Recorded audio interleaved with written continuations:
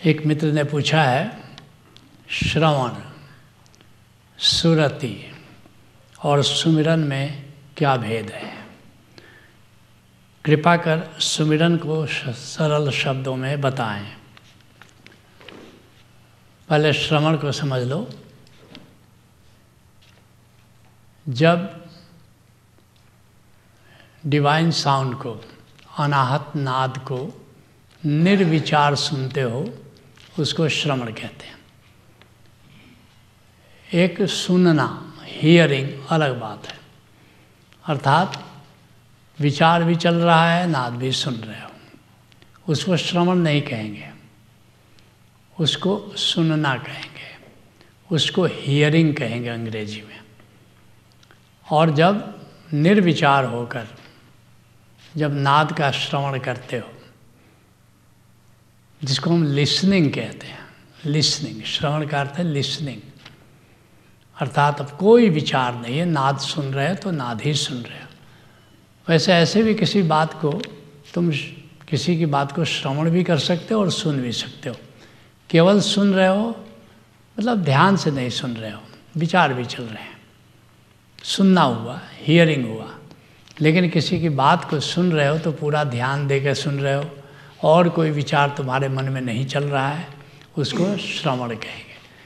लेकिन जब यही अध्यात्म के संदर्भ में जब श्रवण की बात होती है तो उसका अर्थ होता है नाद का श्रवण। और नाद का श्रवण निर्विचार होकर के जब तुम सुन रहे हो तो उसको कहेंगे श्रवण, लिसनिंग, डिवाइन लिसनिंग। सुरति इससे एक आगे का सोपान है। सुरति शब्द भी श्रुति से आया है, श्रुति घिस करके सुरति बन गया है। इसको सूफी कहते हैं फिकर, फिकर करना। सुरति का एक अर्थ ध्यान देना भी है। कई अन्य अर्थों में भी सुरति का प्रयोग होता है, लेकिन जिन अर्थों में सुरति शब्द का प्रयोग कबीर कर रहे हैं वही सर्वमान्य है। कबीर एक जगह कहते हैं, सुरति निरति और शब्द ये कहिबे को है तीन, सुरति पलटी निरतही लगी और निरति शब्द में लीन। कबीर साहब क्या कहना चाह रहे हैं? अर्थात कि नाद का जो श्रवण करते हो और उसको जब निराकार से जोड़ देते हो, अर्थात नाद श्रवण प्लस निराकार, तो सदा तुमको ख्याल बना रहता है इस निराकार से ये ध्वनि आ रही है। निराकार से जोड़ करके जब नाद को सुनते हो, अर्थात निराकार का ख्याल बना हुआ है, निराकार का फिक्र कर रहे हो, तो उसका अर्थ है सुरति। श्रवण हुआ केवल नाद का श्रवण, सुरति क्या हुआ? नाद प्लस निराकार का जब ख्याल कर रहे हो, नाद प्लस निराकार, अर्थात निराकार स्रोत है नाद का, स्रोत के साथ जब नाद को सुनते हो उसका अर्थ है सुरति। और सुरति से साधना असली शुरू होती है। नाद तो कह सकते हो सूचक है, बोधक है, तस्य वाचकः प्रणवः। ऐसा पतंजलि कह रहे हैं कि परमात्मा का वाचक, परमात्मा का बोधक, परमात्मा का संकेतक जो तत्व है वो नाद है। लेकिन जब नाद को निराकार से जोड़ देते हो, केवल निराकार का ख्याल है तो ध्यान है। लेकिन जब नाद से गूंजता हुआ निराकार, जब उसका ख्याल, जब उस पर ध्यान देना शुरू करते हो तो उसका अर्थ हुआ सुरति लगनी शुरू हो गई। अब यहाँ से शब्द साधना शुरू हो गई सुरति से। सुरति के आगे निरति है।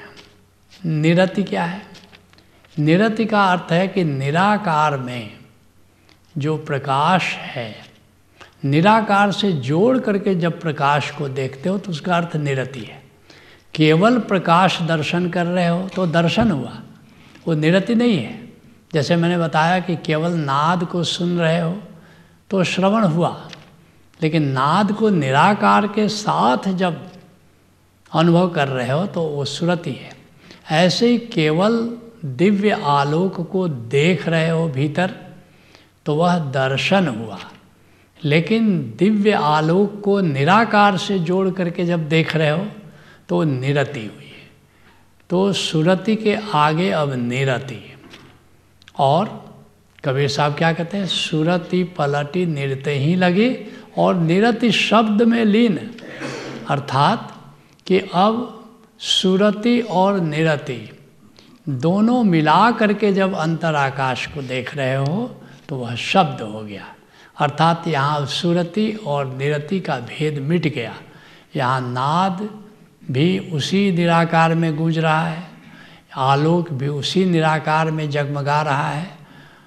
जैसे वृक्ष है, अब वृक्ष कहने को क्या कहते हो, ये जड़ है जमीन के नीचे, जड़ से जो जमीन के ऊपर है वो कहते हैं धड़ है, फिर उसकी डालियाँ हैं, लेकिन कहने को तीन है तो पेड़ ही।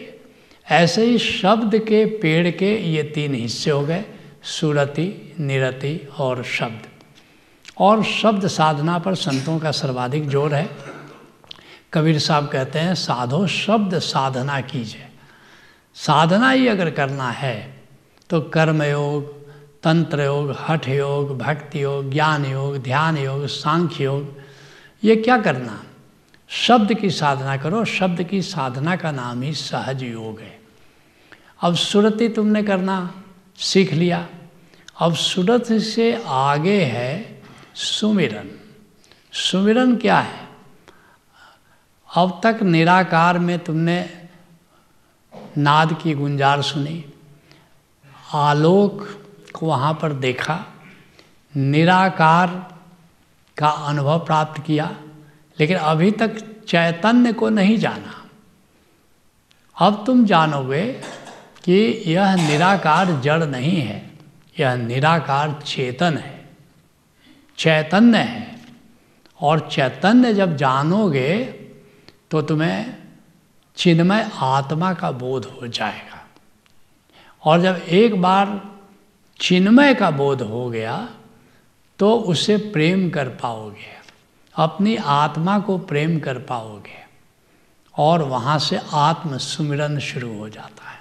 सुमिरन अर्थात निराकार प्लस चैतन्य। ये और बात है कि चैतन्य का बोध होने के लिए नाद और नूर का अनुभव होना जरूरी है, क्योंकि चैतन्य है क्या, जो नाद और नूर का ज्ञाता है वही तो चैतन्य है। लेकिन सुमिरन के लिए चिन्मय को जानना बहुत जरूरी है, क्योंकि सुमिरन प्रेम की बात है। जिसको प्रेम करते हो उसको याद करते हो, और जिसको याद करना शुरू करते हो उससे प्रेम हो जाता है। सुमिरन प्रेम की घटना है, जबकि श्रवण है, सुरति है, वह ज्ञान की बात है, वह प्रेम की बात नहीं है। लेकिन सुमिरन प्रेम की बात है, और प्रेम की बात के लिए ज़रूरी है कि चैतन्य हो। जड़ से प्रेम थोड़े कर सकते हो, चैतन्य होना ज़रूरी है। अब ये घट की बात रही, लेकिन अब ये प्रगट की साधना है। खास करके ओशोधारा में 15वें से 28वें तल के जो कार्यक्रम है वो सुमिरन के कार्यक्रम है, वह प्रेम की बात है, और वहाँ प्रगट की साधना की जाती है। अर्थात अभी तक सुरति, निरति, सुमिरन को हमने घट की साधना से जोड़ करके तुमको बताया। लेकिन जब तुम 15वें तल में आते हो, जब सुमिरन के कार्यक्रम शुरू हो जाते हैं, जब भक्ति के कार्यक्रम शुरू हो जाते हैं, वहाँ प्रगट की साधना शुरू हो जाती है, प्रगट आकाश की साधना शुरू हो जाती है। और वहाँ पर अब इनके अर्थ बदल जाते हैं। क्या अर्थ बदल जाते हैं? वहाँ पर हम कहते हैं होश, जिसको सूफीज़ में ख्याल कहते हैं। जैसे ध्यान है, आत्मा की उपस्थिति का बोध, आत्मा से परिचय ध्यान है। तो जैसे आत्मा की उपस्थिति का बोध ध्यान है, ऐसे ही परमात्मा की उपस्थिति का बोध होश है।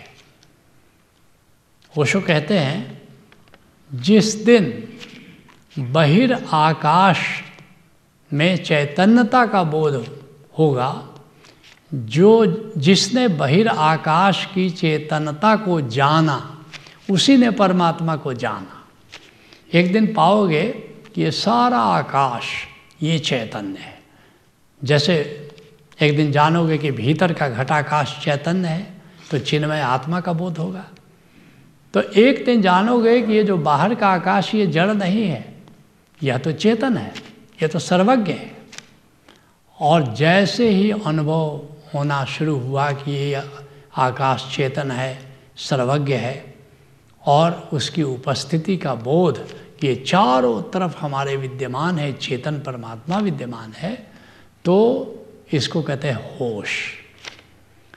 अब तुमने ध्यान जाना कि भीतर चिन्मय आत्मा है, बाहर जाना कि ये चेतन परमात्मा बाहर है, चारों तरफ घेरे हुए है। वैसे यह भी कहने की बात है, क्योंकि वही भीतर है और वही बाहर है, लेकिन समझने के लिए भीतर है उसे आत्मा कहते हैं, बाहर उसको परमात्मा कहते हैं।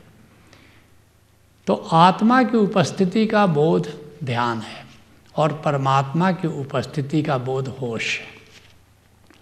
और आगे जब चलते हो तो फिर क्या होगा कि ऐसा क्यों कि केवल आत्मा का बोध करें, और ऐसा भी क्या कि केवल परमात्मा का बोध करें। हम एक साथ दोनों का बोध कर सकते हैं।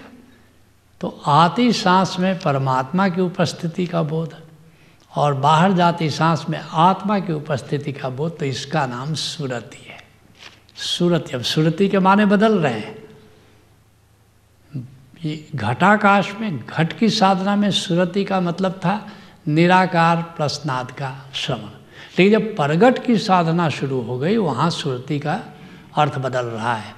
आती सांस में परमात्मा की उपस्थिति का बोध और जाती सांस में आत्मा की उपस्थिति का बोध। और सांस जितनी गहरी होती है सुरति उतनी प्रगाढ़ होती चली जाती है। अब ज्ञानी यहाँ तक जाते हैं, इससे आगे अब ज्ञानी की गति नहीं है, अब इसके आगे केवल भक्त की गति है। क्यों?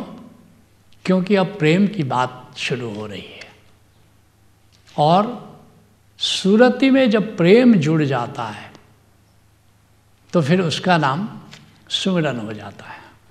कैसे प्रेम जुड़ा? अब आती सांस में तुम परमात्मा को प्रेम कर रहे हो और जाती सांस में स्वयं को आत्मा रूप में जान रहे हो, तो इसका नाम अब सुमिरन हो गया। और धीरे धीरे आत्मा के बहुत सारे आयाम तुम जानने लगते हो, अलग अलग आयाम, दिव्य प्रेम, दिव्य आनंद, दिव्य चैतन्य, बहुत सारे आयाम हैं। लेकिन बहुत संक्षिप्त में सरल ढंग से बताने के लिए केवल बता रहा हूँ कि आती सांस में जब तुम परमात्मा को प्रेम कर रहे हो और जाती सांस में अनुभव करना शुरू कर देते हो कि मैं आत्मा हूँ लेकिन परमात्मा मुझे प्रेम कर रहा है। एक्टिव लव आती सांस में, जाती सांस में पैसिव लव। आती सांस में तुम परमात्मा को प्रेम कर रहे हो और बाहर जाती सांस के समय परमात्मा तुम्हें प्रेम कर रहा है, पैसिव लव है। तो ये सुमिरन हुआ। अब सुमिरन का ये अंदाज जैसे जैसे ऊपर के कार्यक्रमों में चलते चले जाओगे, ये प्रेम करने का अंदाज भी बदलता चलेगा और सुमिरन का अंदाज भी बदलता चलेगा। लेकिन कह सकते हो सामान्य रूप में कि आती सांस में तुम परमात्मा को प्रेम कर रहे हो और जाती सांस में परमात्मा के प्रेम का तुम अनुभव कर रहे हो, तो इसका नाम है सुमिरन। और यह सुमिरन बढ़ते बढ़ते जब अंतिम चरण में पहुँचते हो तो फिर ब्रह्मानंद का अनुभव करना शुरू करते हो आती सांस में, और जाती सांस में आत्मानंद का अनुभव करना शुरू करते हो। अब बात यहीं नहीं रुकती है, बात और भी आगे बढ़ती है।